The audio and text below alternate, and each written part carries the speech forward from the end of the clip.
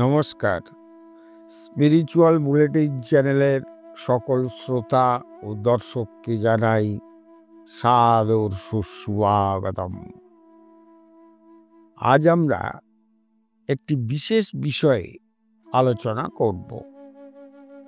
সেটা হলো, আমরা মানুষ সামাজিক জীব।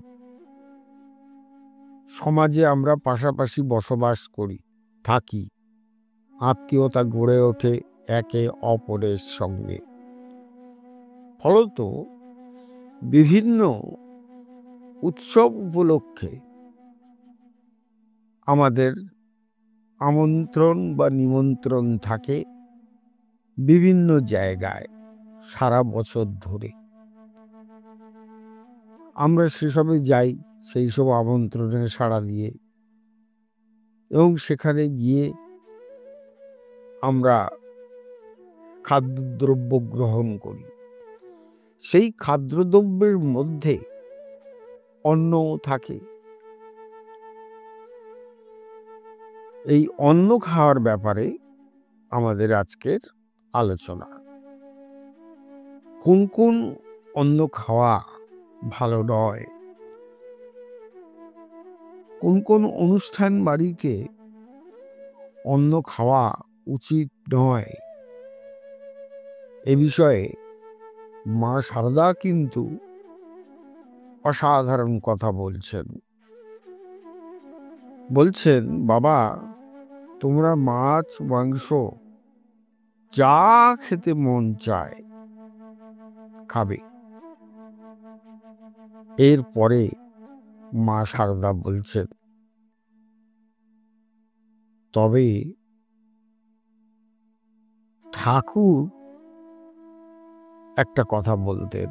ঠাকুর মানে শ্রীরামকৃষ্ণ। আর মা শারদা বলছেন,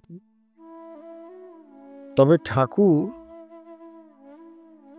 আদ্যশ্রাদ্ধের, সংস্কার বিবাহের আর প্রায়শ্চিত্তের অনুষ্ঠানের বাড়িতে অন্ন খেতে নেই, এমনটা বলতেন।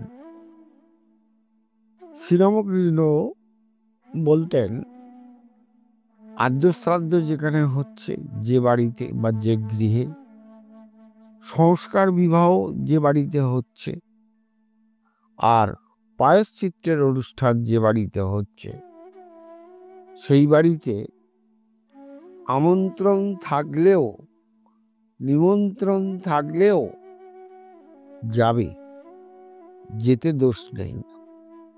কিন্তু সেই বাড়িতে অন্ন গ্রহণ করবে না, এমনটাই বলছেন